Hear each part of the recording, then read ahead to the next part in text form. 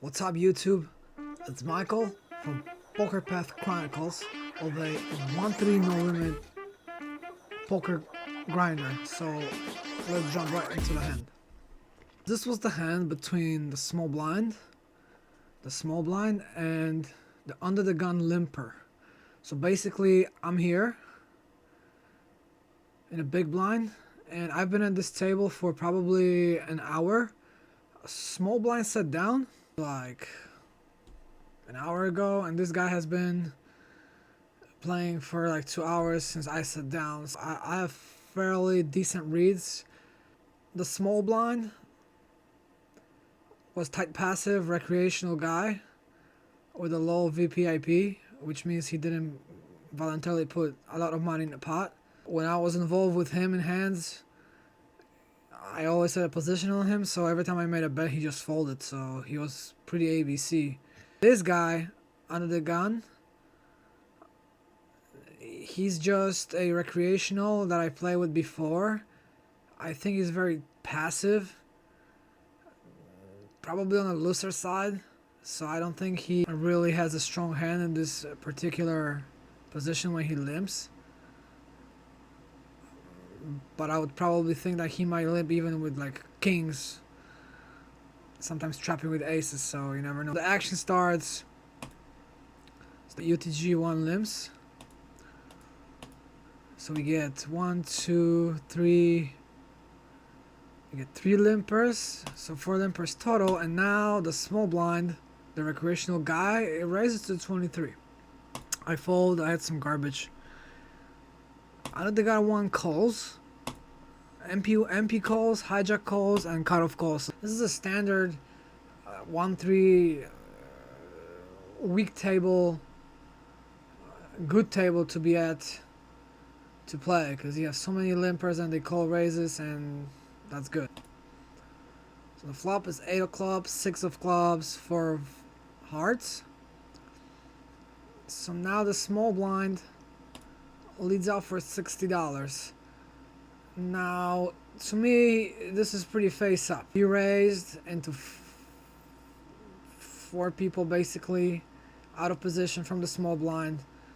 Now he's betting 60, which is 60% of the pots. So I mean, it really screams overpair, like aces, kings, queens, maybe ace king of clubs, but it's primarily, I mean, at the moment when I was at the hand, I primarily thought he has aces or kings. But the UTG1 calls, or under the gun calls, the recreational loose passive guy calls. So everyone else folds. Turn comes the jack of hearts. By the way, if I'm a small blind on a flop, I'm checking my entire range. I'm not betting, especially if I have aces. I'm probably gonna check with the intention of a check raise, because there's a possibility that somebody may stop at this spot, given that there's like 4 different players. So I would probably check. So anyway, jack of hearts comes in, and now the small blind bets 65 again, which I think it's a really weak bet. Because now, well, what do you really do? Like, well, you have your SPR is 1.5, so stock to pot ratio. Now you gotta protect against 2 flushes. Not only that, there's also now straight draw possible. So I think this bet of 60 is too small, first of all. Yeah, well, he's trying to get value, obviously, from draws and stuff. You know, you're getting them at great odds, and there's so many of the draws here.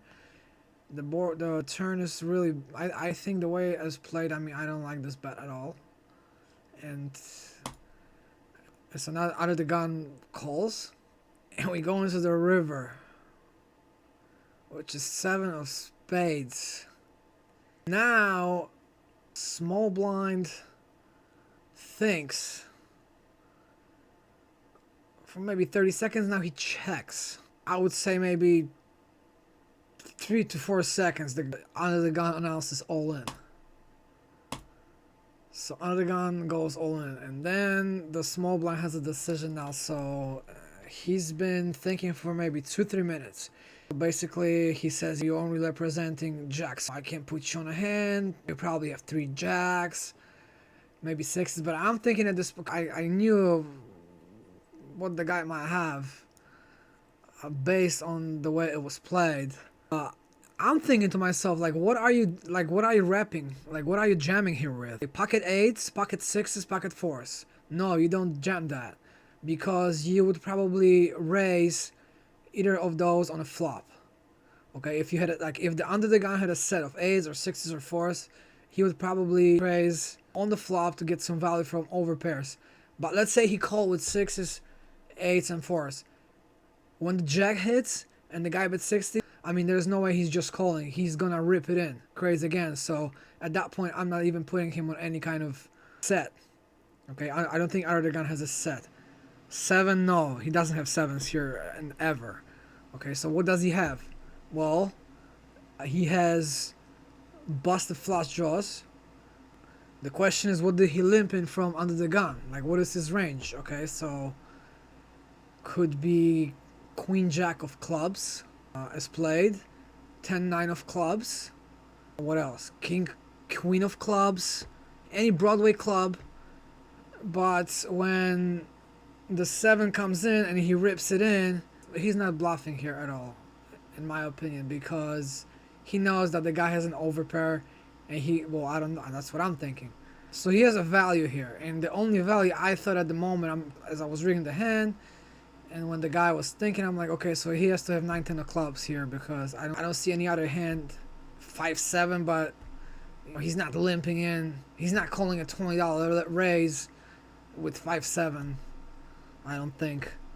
So he's never limping with 5-7 here. So the only hand that he can really have here is 9-10 of clubs, and that's what he's representing. After like 3 minutes, this guy says, oh, I just don't know what you have, I have to call. So he calls him, and let's reveal the hands. So obviously, yeah, the guy has a 10-9 of clubs, and the guy has pocket aces. I'm not really sure if he had the ace of clubs, if that ace of spades. I'm not sure. But I was really paying attention to this hand because it was really interesting to me, and that's why I put it in here. So that just shows you that, like, at those stakes, I don't think the guys rarely bluff. I don't think he can pull that. Like, what would he really turning into a bluff here? I can only see, you know, some kind of pair with a flush draw, and they just don't do that at those stakes. Okay, I mean, he rips it in 250. Okay, he rips it in 250 into a $620 pot. Okay, there was 4 players in, and this is a relatively big bet to the stakes. Okay, that's like 80 something big blinds.